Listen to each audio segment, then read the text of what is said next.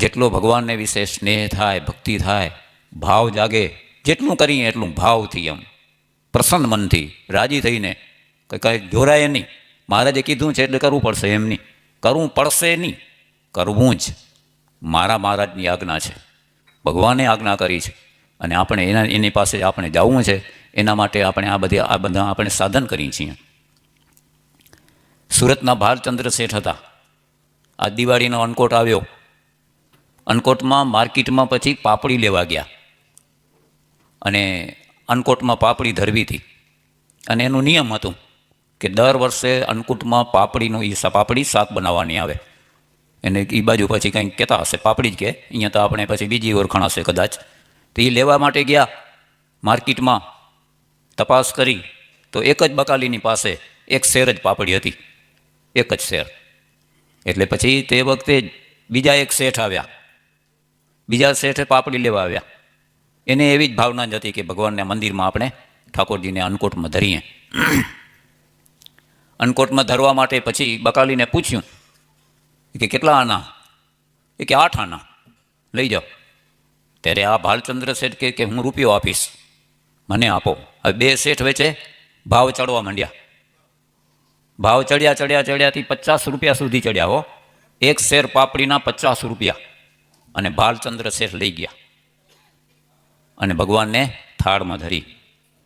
અહીંયા ત્યારે પછી બીજા હરિભક્તોને ખબર પડી કે આજે 50 રૂપિયાની આ પાપડી લઈ આવ્યા, અને કહેતા એનો ભાવ શું હોય, 8 આના હતા. એટલે કહ્યું કે તમે કે આ આટલી બધી કિંમત આપી નહીં કે તમે પાપડી લઈ આવ્યા. ત્યારે ભાલચંદ્ર શેઠે શું જવાબ આપ્યો કે આ ભગવાન પુરુષોત્તમ નારાયણને માટે આખું બ્રહ્માંડ બોળવું પડે ને તો એ સસ્તું છે.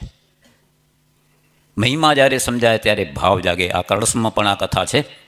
એટલે આ ભાલચંદ્ર શેઠને એવી ભાવના હતી, ભાવ હતો કે મારા ભગવાનને માટે આ બધું જેટલું કરીએ એટલું ઓછું જ છે.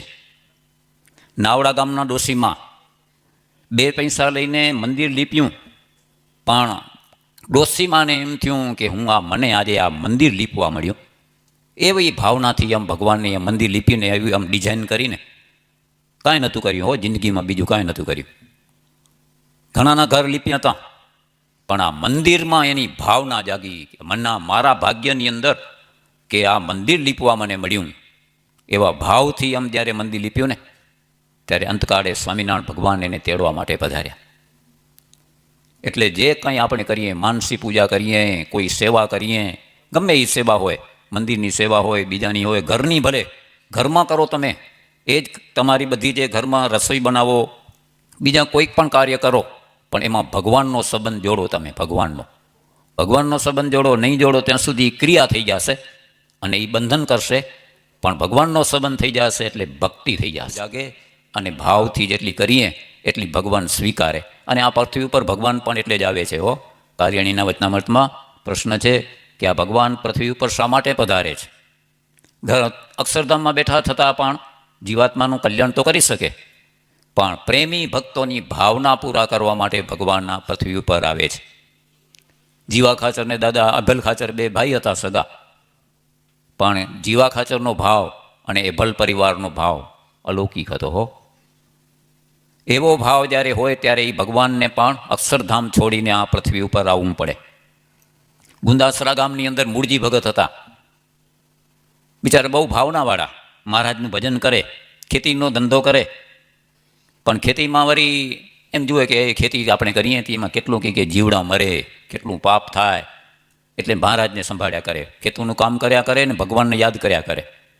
મરચામાં પાણી વાળતા હતા. પાણી વાળતે મહારાજની એકદમ આમ વંદુના પદ બોલતા હતા. વંદુના પદ બોલે ને પાણી વાર્યા કરે. ભોળા બિચારા ભગત. અને મહારાજ એના ઉપર રાજી થઈ ગયા અને દર્શન આપ્યા. પાણી વાળતા હતા ને ત્યાં ખેતરમાં જ મહારાજ પ્રગટ થયા, દર્શન આપ્યા. એટલે એને એમ થયું કે હા મહારાજ પધાર્યા, હવે મહારાજનું પૂજન કેમ કરું, મારે શું કરવું હવે ભગવાનનું? તે પાણી વાળતા હતા ને મરચામાં, તે મરચાના ફૂલ બધા ઉતારી અને મહારાજને આ પાઘડીમાં ખોસ્યા, કાનમાં ઉપર મરચાના ફૂલ. હો, મરચાના ફૂલથી પૂજા કરી. પછી હાથમાં 2-4 મરચાનો જુડો હતો એ લીધો મહારાજને, હાથમાં જોડો દીધો. તો આવો આ ભગવાન છે એ પ્રેમી ભક્તોની આ બધી ભાવના પૂરી કરી હો. રાજી થઈ ગયા મહારાજ. મહારાજ કહે કે ભગત ઘણા ભક્તો એ કે અમારી પૂજા કરે છે, પણ તમે પૂજા કરી એવી કોઈએ નથી કરી હો. મરચાના ફૂલથી ભગવાનની પૂજા કરી. એટલે એમાં સાચા ભક્ત હોય, એવા ભોળા હોય ને, ભોળા, એ ભોળાના ભગવાન કહેવાય. ભોળા ભક્તો. આપણે બધાને ભોળા થવાનું. ના ભગવાનની આગળ આપણી નકર કિંમત શું હોય. એટલે તો નિષ્કુળાન સ્વામી ત્યાં સુધી કહે કે કીડી કુંજરનો મેળાપ જીવન જાણું છું, ક્યાં અમે ક્યાં આપ. અમે ક્યાં ને તમે ક્યાં. આવા ભગવાન છે પુરુષોત્તમ નારાયણ, એને આપણે ભજન કરવાનું આવો ચાન્સ મળ્યો છે. એટલે આપણે આ તો બહુ ભાગ્યશાળી છીએ. બહુ ભગવાને આપણે જોગ આપ્યો છે. એટલે આવો જોગ વારંવાર આવતો નથી, ક્યારેક જ ભગવાન આપે છે.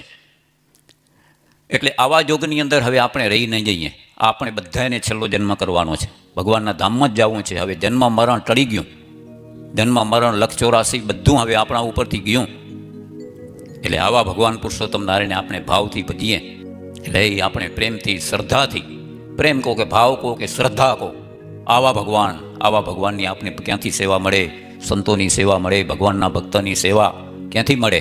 એવો જ્યારે ભાવ જાગે, એવી ભાવનાથી આપણે કરીએ તો ભગવાન આપણા ઉપર રાજી થાય. અને જે કરીએ એ બધું મહારાજ છે એ સ્વીકારી લે.